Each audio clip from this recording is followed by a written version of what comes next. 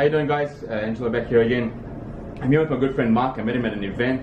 What he was doing is he was actually making sandwiches for us, and when I had a really good look, he was making boerewors, which anybody from South Africa will know. Boerewors is one of the natural, one of the normal or traditional kinds of sausages, authentic, that we have in South Africa. And I really missed it. I got the whiff of it, and my stomach was grumbling, my mouth was watering.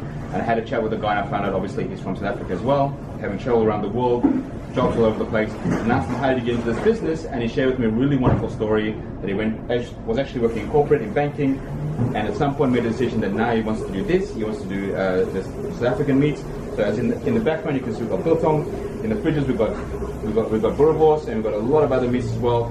He operates a really high-end kind of business, amazing quality, amazing value, and also his mindset about running the business is second to none. But what more importantly to me was to find out what helped him to make the transition from corporate to owning his own business, and what were the factors involved. So I'm just going to ask Mark real quickly, by moving from the corporate environment, because a lot of people are really enticed by the environment. There's a lot more money, there's a lot more status, a lot more things like that. Going to your own business, which anybody who started a business knows is really hard. What made you make that change? I guess the story starts with a job, in particular, a person breaking me emotionally, and I ended up in a situation where I just snapped, and I couldn't take the situation I was in any longer. I'd endured it for 12 months. I got to a point where a bonus was now no longer something that they could take away from me. It had to be paid, it was guaranteed.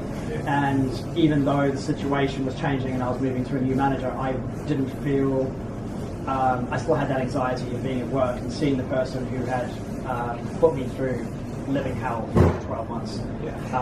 And the emotional torture that kind of went with that just meant that I was not able to keep doing that. So something had to give.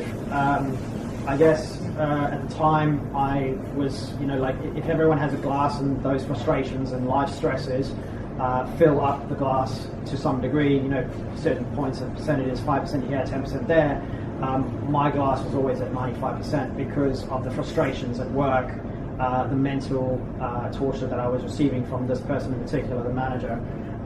And for that to have endured for so long, I found myself, at the end of a weekend, I might have been able to reset that to 85%, but on a Saturday, maybe, I ended up having a go at my girlfriend, or, being upset with family members, or, the stresses that I was building up at work were flowing into the weekend, and then I get back to work on a Monday and I'm only back to 85%, and eventually that glass just builds up, and, you snap at people closest to you, and it doesn't foster great relationships in your personal life, and you're basically giving all of that to work, the time that you spend in the company, because people are scared to, break at work, so they take all of that home, and it doesn't really,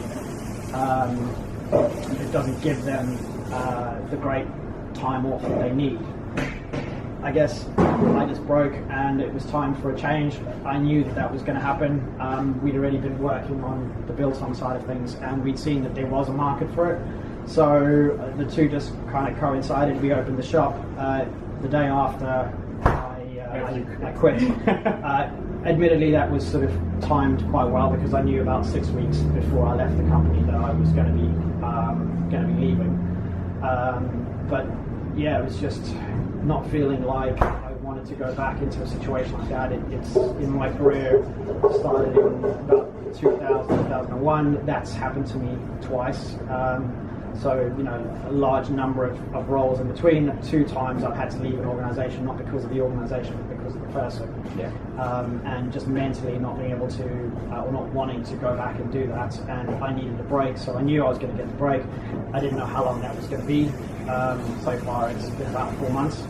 And we're going from strength to strength, so I don't really want to go back to wearing a suit again and having to deal with frustrations that are completely outside of my control, in organisations that could probably be doing things better and more openly, and I want to have that control in my life, and if that means I have to give up some money or status or something like that, then but to have the next 10 or 20 years of my life, the good years, maybe that's that's the price you pay, right? And it's a price I'll willingly pay as well. Okay, so obviously doing your own business, the stress level is still there, but I just say with all the other stuff that comes along with it, with the dealing with the environment, the culture, the bad manager, everything else, you say you're operating at 85, maybe 95% a lot of the time. Yeah, what level are you at now?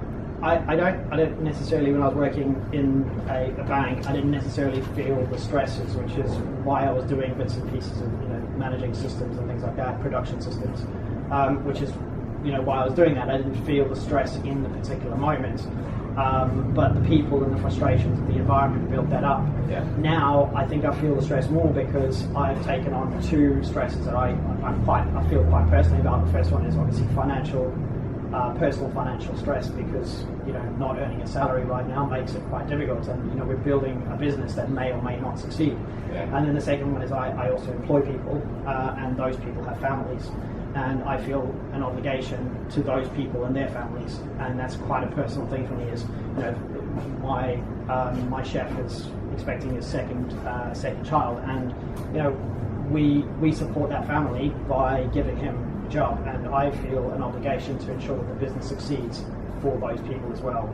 So you take on other stresses, but I find that the environmental factors are gone. They're not the same.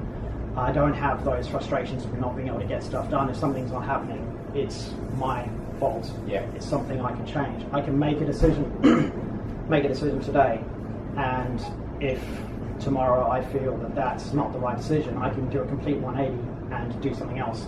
And I have the courage to do that. I don't have to sit there and think that people are going to be judging me and saying, oh, you don't have a plan. Not having a plan is different to having a plan and being able to adjust one's viewpoint as new information presents itself. So if something doesn't work today, and I thought it was going to work yesterday, then tomorrow I can do something different. I don't have to try and save face or stick with an idea belligerently all the way into the future. And you said earlier that once you had transitioned and you moved out of that toxic environment, under those toxic people, because the environment, as you said before, the companies were really good.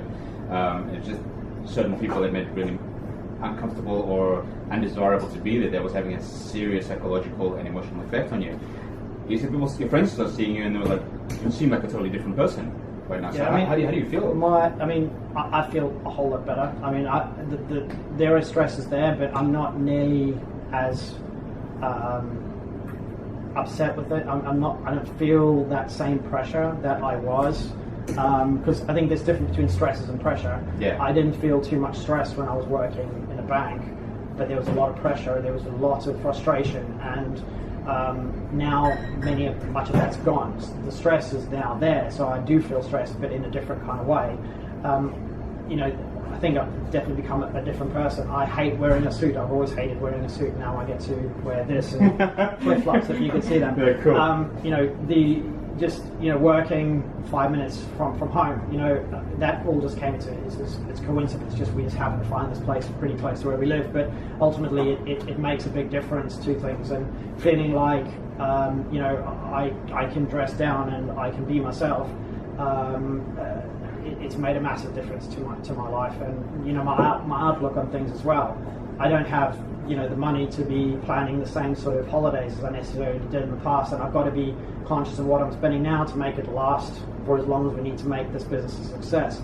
But at the same time, I am having a lot more fun and enjoyment day to day, and I'm not feeling like the world is beating me down every single day. I'm waking up in the morning and I don't feel angry, upset, frustrated before I even get out of bed. That's priceless. That's absolutely priceless. You can't really put money on that. And the thing is, I think a lot of people think that they need to work their whole life to have that retirement. Yeah. And then when they get the retirement, the hip's about to be replaced, or you could end up dying before you even get there, and then you don't get to live the life that you planned, the life that you'd worked for.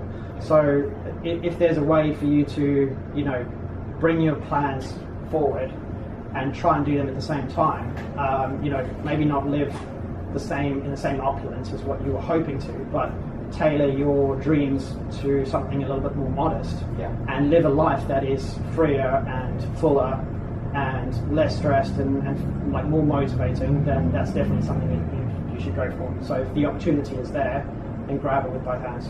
Thank you so much for sharing, Mark. I'm so grateful for Mark for giving up his time. He gave up a lot of time today. We had a wonderful chat. You'll hear more about it in the book and in some articles I'm going to be writing. I'm sure a lot of you can relate to what he's been through and what he has gone through, and maybe you're even contemplating taking that step. So if you are thinking about it, please get in touch. We're happy to speak to you about that. And guys, the world is full of these wonderful people, and if you get a chance to meet them, please grab them, say, please tell me your story, let me know what it's like, because you can hear so many wonderful things about resilience, about courage, making decisions, sticking by them, and also the most important thing that we need to get out of this confining, this jail, this prison that we feel we're part of, is like, what options are available to me? Because there is a world of options available if we are willing to have a look. See you guys next time. Thanks so much. Thanks again, Mark. Cheers. Appreciate it, mate.